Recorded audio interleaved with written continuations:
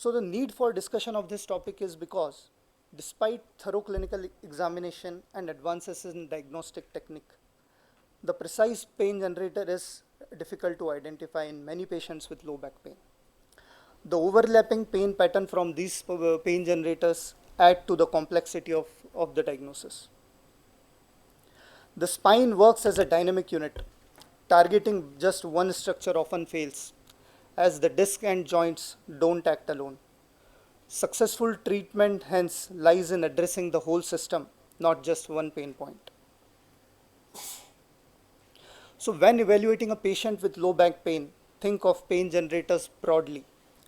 Besides neural and discal origin, don't forget the role of facets, sacroiliac joints, ligaments, muscles, and even fascia. Other rare non-mechanical causes are infection, malignancy, or even referred pain from the viscera. So coming to the most common cause, that is neural element compression, which is caused mainly due to disc herniation and lumbar canal stenosis. This results in dermatomal pattern of pain and may be accompanied with weakness or claudication in central stenosis. These signs can guide us towards identifying compressive neural pathologies. Clinical findings also give us an idea about the level of nerve compression, and hence examination and imaging must go hand in hand. While reading MRIs, pay attention to the specific zones: central, paracentral, lateral recess, foraminal and extraforaminal. Precise localization helps guide targeted decompression, because even a generic decompression may miss the culprit altogether.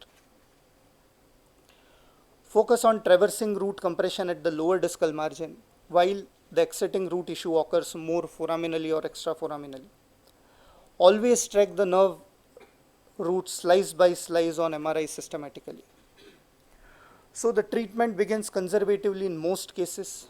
Nerve root blocks can help in both confirming the pain source and providing the relief. Surgery is reserved for failures of conservative therapy or neurological deficit. The goal should always be targeted and minimal decompression. Coming to the second pain generator, that is the disc. Understanding the disc structure is the key. The nucleus handles the axial load while annulus provides tensile strength. The end plates often overlooked are critical, and nutrition can come themselves and can themselves become the pain generator. A healthy disc has limited innervation, but degeneration brings nerve ingrowth and chemical irritants. These changes increases the disc capacity to generate pain. Even without visible extrusion, arteriolar constriction secondary to smoking has been associated with increased incidences of disc herniation. Annular tears, modic changes, internal disc disruption can all generate pain. Central protrusions might not compress the nerves but still cause significant pain through chemical irritation. Think of discogenic pain when you have a midline low back pain without radicular signs, worsen sitting or flexion, and tenderness over spinous process. Conservative therapy is the first line. Discography, though controversial, can help. Disc effects can be done in case of relapse of pain, and surgical options come into play only after failure of other treatment. Now coming to the next pain generator, which are the facets joints. These are the synovial joints guiding spinal motions. They are innervated by medial branches at two levels, making them a common but overlooked pain of axial pain. Degeneration leads to inflammation and pain through sensitized nerve endings in the joint capsules. If the pain is dull, axial, and worse with extension or rotation, think of facets. A medial bundle branch block remains the gold standard for diagnosis. Initial pain management includes NSAIDs and physical therapy. Confirm with diagnostic blocks, and if symptoms persist, radiofrequency ablation can be very effective, and surgery is reserved only for instability. Next is the SI joint. The SI joint has minimal mobility but transmits large forces. Its ligaments are richly innervated and can be significant pain generators. Both the sacrospinous and sacrotuberous ligaments can become pain generator themselves when subjected to repeated microtrauma or overload, particularly in altered gait mechanics and post-fusion states. Innervated by dorsal rami and superior gluteal nerves, 14 proposed that the joint receives exclusive innervations from sacral S1 to S4 dorsal rami. Pain near the SI joint, pain while turning in bed, and radiation to the groin suggest SI joint involvement.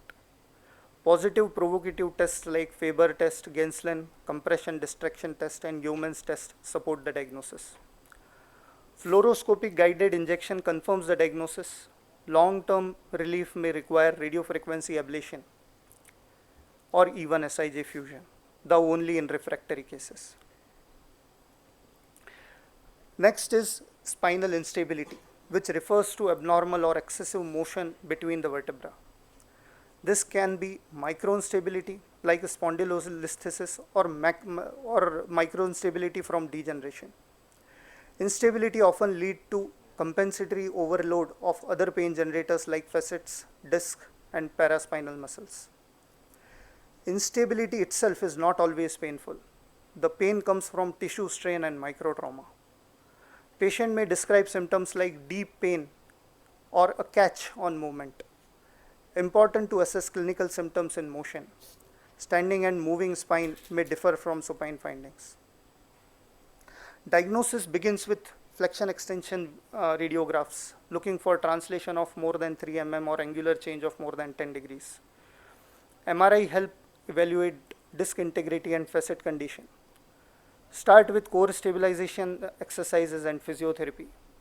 Short-term bracing may help in selected acute flare-ups. For patients with mechanical pain and radiological instability, consider fusion. Surgical decision depends on correlation with symptoms. Not all listhesis needs surgery. Next is the lesser discussed pain generator, that is the ligaments of lumbosacral spine.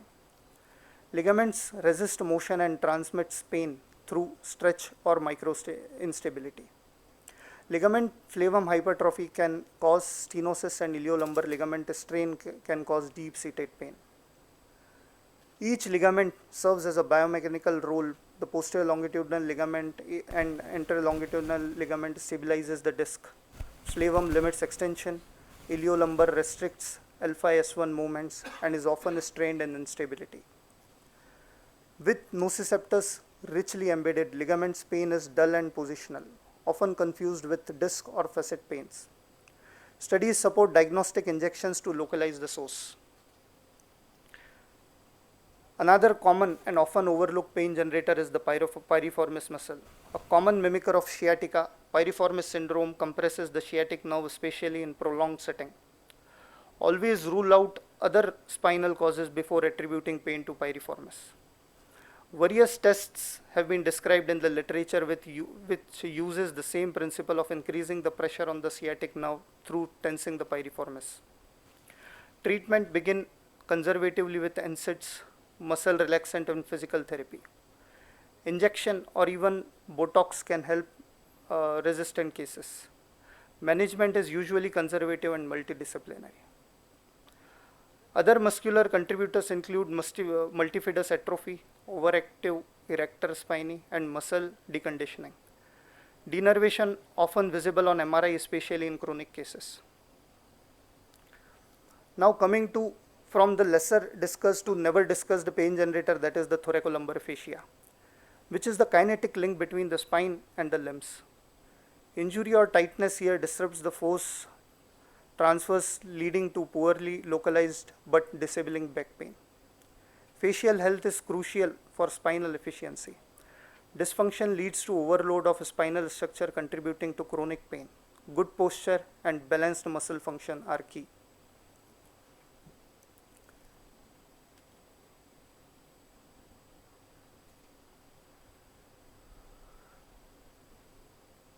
Coccygodynia is an underdiagnosed source of axial pain, especially in post-trauma cases or post-childbirth cases. Patient typically describe sharp or deep ache while sitting, especially on a hard surface. Pain may increase when rising from seated position or when with posterior pelvic tilt. Causes include trauma, hypermobility, or idiopathic. Direct palpation on coccyx reproduces the pain. Most cases respond to conservative treatment, cushion use, short course of NSAIDs, and postural advices. If pain persists, steroid plus local injection at the coccyx or ganglion impar can help. So coming to next section, which is our case-based discussions.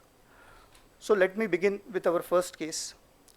This was a 56-year-old female who presented with chronic low back pain and bilateral lower limb radiculopathy. She also had neurologic claudication. Walking just few steps would aggravate her symptoms. Imaging revealed L4, L5 instability with central canal stenosis, and we planned a minimally invasive TLIF at this level.